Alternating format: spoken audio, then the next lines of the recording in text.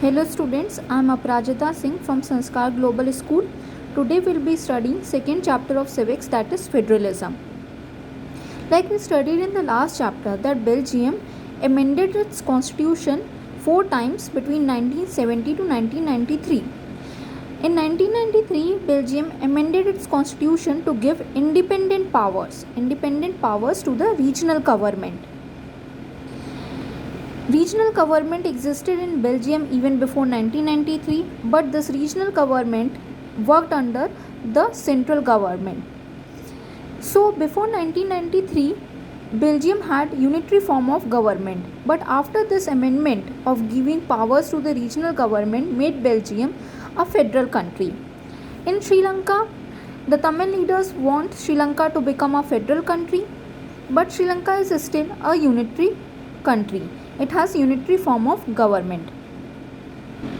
Now, what is the meaning of federalism? Federalism is actually a system of government between which the power is divided between the central government and various constituent units of the country. Federalism must have at least 2 tiers or 2 levels of government. There can be more than 2 levels or tiers of government, as in India we have 3 tiers of government. But there should be at least 2 tiers of government or levels of government for federalism to exist. Now, there are 2 types of federalism or 2 kinds of routes through which federalism is formed. First one is coming together federalism, and second one is holding together federalism. Now, what is the meaning of coming together federalism? In coming together federalism, independent states come together on their own to form a bigger unit. For example, US. All the constituent units that have come together to form a country have equal powers in coming together federalism. Example is US, Switzerland and Australia. Now, what is holding together federation? When a large country divides its powers between the constituent units and the national government, then it is called holding together federalism. The central government has more powers than the state governments.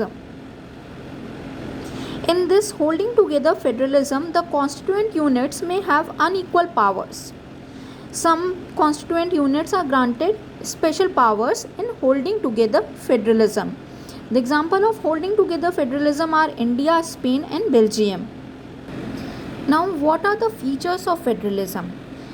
First feature of federalism is that a federal system must have at least 2 levels of the government. There can be more than 2 levels of the government. Second one is, in federalism, different tiers or levels of the government govern same citizen, but they have their own jurisdiction in matters of legislation, taxation and administration. The authority of each tier of the government is constitutionally guaranteed. The fundamental provisions that are provided in the constitution cannot be changed by one level of the government. For such changes, both the levels of the government must agree. The Courts Act has the power to interpret the constitution, and the courts have the power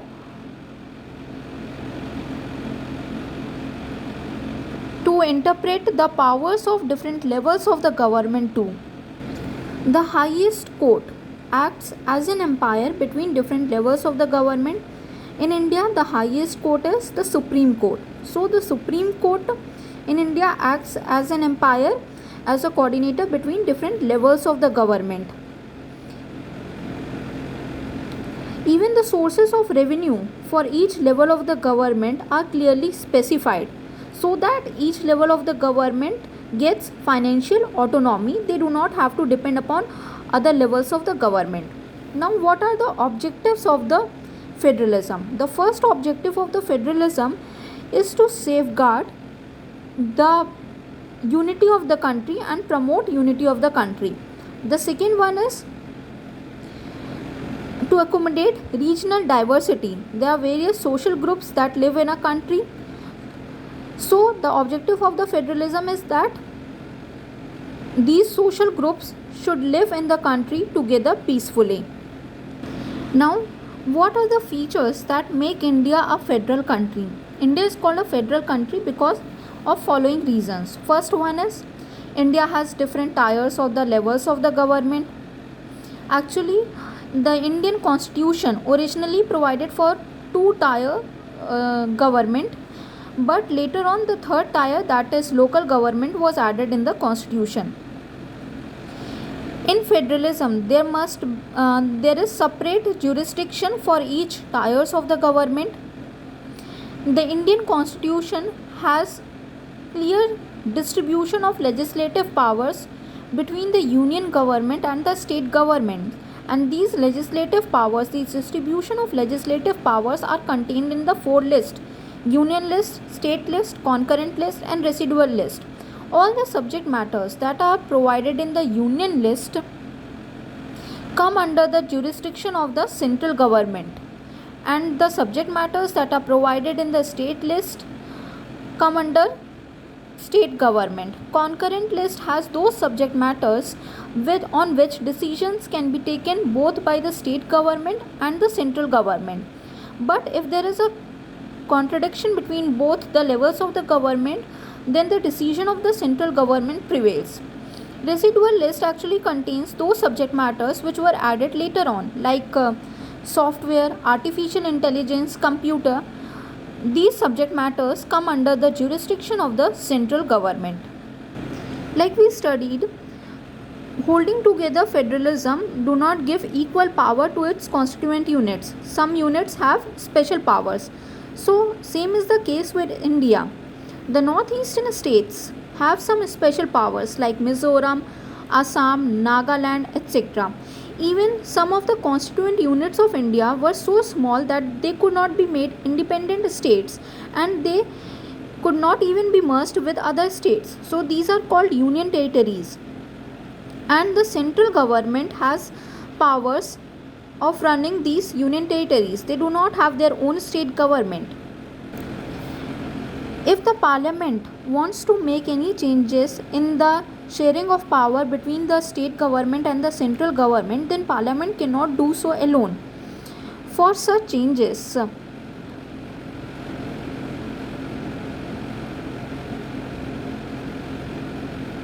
have to be rectified by the legislature of at least half of the total states that are there in India. In India, the judiciary plays an important role in the implementation of the constitutional provisions and the procedures. If there is a dispute between the union government and the state governments, then the high courts and the supreme courts make decisions. So these were the features that were present in India that made India a federal country, a holding together federalism. Now, how is federalism practiced? Actually, just having constitutional provisions does not make federalism successful. It is very necessary, but it is not sufficient for federalism to exist. The real success of the federalism can exist only by the type of democratic politics that are followed in a country. In our country, three idols together became idols for the existence of federalism, that is, the spirit of federalism, respect for diversity, and the desire for living together. Now, the major ways through which this happened. First one is linguistic states. This formation of linguistic states was a big test for the democracy in our country. In 1947, after independence, many new states were created to ensure that people who speak same languages lived in same state. Some states were even created on the basis of difference of culture, ethnicity and geography like Nagaland, Uttarakhand and Jharkhand. Our national leaders were worried that this creation of linguistic states will lead to disintegration of the country. Even the central government resisted linguistic states for some time, but actually the creation of the linguistic states strengthened the unity of the country. Even the administration became easier with the creation of linguistic states. Now the second policy was language policy. Actually, this language policy was a second big test for Indian federalism. In India, we do not have any national language. Hindi is only the official language of India. Besides Hindi, there are other 21 scheduled languages that are recognized by our constitution. The use of English was about to stop in 1965 for official purposes, but many non Hindi speaking states demanded to continue the use of English for official purposes. And this demand of continuing the use of English took a violent form in some states like Tamil Nadu. So the central government agreed to use English along with Hindi for official purposes. This helped our country to avoid the situation that Sri Lanka faced. In Sri Lanka, the Sinhala community took all the powers and Tamil were left behind. So this led to civil war between the Sinhala community and the Tamil community. This kind of situation, by agreeing to continue the use of English along with Hindi, was avoided by our country. Now the third one is center-state relations. Actually, the center-state relationship is one way in which federalism is strengthened in our country. The Constitution of India has power sharing provisions between the central government and the state government.